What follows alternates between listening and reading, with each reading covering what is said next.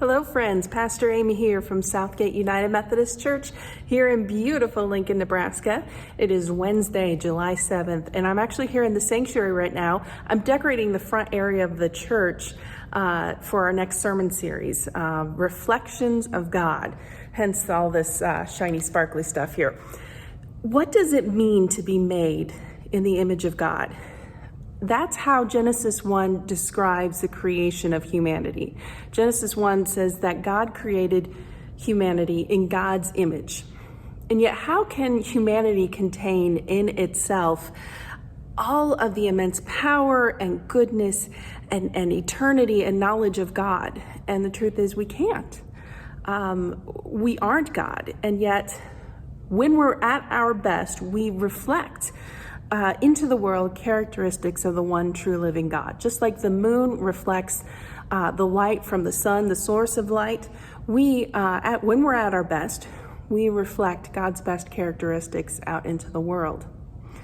And so some of those many characteristics, facets of God's being, I'll be exploring over the next 5 weeks, as well as talking about certain individuals who embody really, really well some of those characteristics.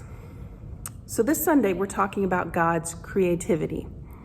God created the world, right? God brought order out of chaos and created everything, created life in the universe.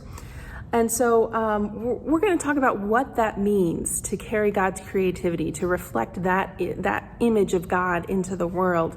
And I'll introduce you to a couple of creative people on Sunday, people who use their gifts of creativity to bring beauty and love into the world. Specifically, I'll be talking about the singer-songwriter Jennifer Knapp, as well as the poet Mary Oliver. Now, creativity, we most readily identify that with artistic endeavors like music and poetry and writing, painting and sculpting, fashion and interior design, all of those kinds of things. We most readily associate that with creativity. But, creativity can be found in anything that we do, anywhere that folks are looking to create something new or to do something in a new way. In any of us in our regular vocations, whatever it is that we do all day, whether we're in the workforce or we're retired or we're parenting at home, those are opportunities for creativity. If we're teachers, engineers, architects, custodians, drivers, gardeners, any number of things that we as humanity do, we can find ways to do that in creative ways.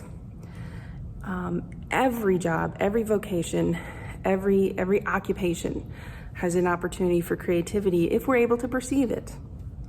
So I am really looking forward to starting this series with you and seeing what we can discover together with this, and also introducing us to interesting individuals, some who are still living, some who have passed away long ago, individuals who themselves are reflectors of God's image, reflectors of God's love, God's grace, God's creativity out into the world. So friends, I look forward to talking with you more about this in worship this Sunday. We are back to our 2 services at 8:30 and 11, live streaming the 8:30 service, as well as the sermon by phone. I'm looking forward to seeing you. Remember that God loves you, so do I, and I'll see you Sunday.